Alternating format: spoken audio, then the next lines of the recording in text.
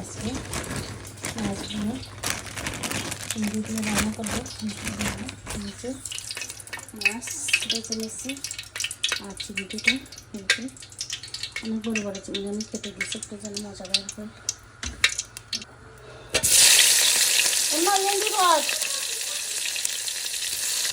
এই যে দেখুন এখানে একদম কচি কচি কিছু দেখুন আমি এইভাবে করে দিচ্ছি। এই যে আর শিম একটু বেশি করে রান্না করতেছি। যে আমি ভিজে রাখলাম যাতে টাটকা কাটে জিনিসটা। এই যে লবণ দিয়ে দিচ্ছি, দিয়ে দিচ্ছি হলুদের গুঁড়া, দিয়ে দিচ্ছি মরিচ গুঁড়া আর একটু মরিচ গুঁড়া দিব।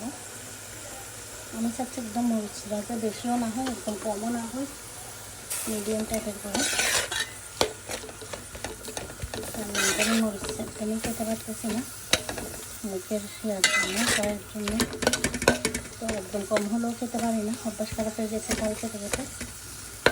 একটু চালটা একটু কাঁচামরিচ দিয়ে চালটা কভার করতেছি, মরিচ গুঁড়াটা একটু কম দিয়ে যতটা পারি সেটা কষে নিই, তারপরে অ্যাড করবো। এই যে মোটামুটি কষানো হয়ে গেছে, আমি আর একটু পানি অ্যাড করছি এখানে যাতে এটা আবার পড়ে না যায়। এই যে সবগুলো দিয়ে দিচ্ছি, করিও না বেশি এখানে গেলে।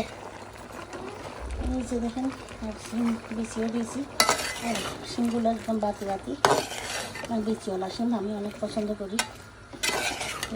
এই যে দিয়ে দিলাম, দিয়ে একটু মেলা ডেকচিতে করতেছি যাতে বেরিয়ে না যায়। আর মাছ দিয়ে করবো, চিংড়ি মাছ শুকিয়ে দিয়েছি দুইটাবার, সরি শুটকি, আসলে শুটকি ছাড়া বাবাই যায় না, এটা দু মাছও বলে অনেকেই, শুটকি মাছ একসাথে দিয়ে দিচ্ছি। কমের মাছ এখানে তো দুইটি কমের মাছ, আমি চিংড়ি মাছ আর রুহু মাছটা দিছি। এখানে রুহু রুহু বলে, বাংলাদেশের রুই মাছ। এখানে বান্ধবীরাও আছে, এই জন্য বুঝবে না, এই জন্য মাছের নামটা বলতেছে এভাবে।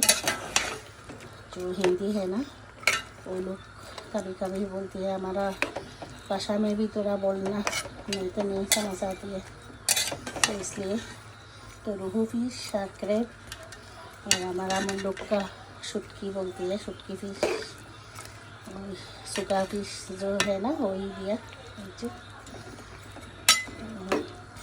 এইভাবে করে রান্নাটা আমার আর আপনাদের ভাইয়ার অনেক বেশি পছন্দ।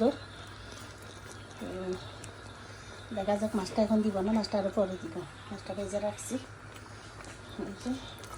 সাধারণত আমরা চিটেঙ্গারা কিন্তু ভেজে দিই না, কিন্তু আপনাদের ভাইও আমিও কাটা খেতে পারি না, এই জন্য ভেজেই দিচ্ছি যাতে বেশি ভেঙে না যায়।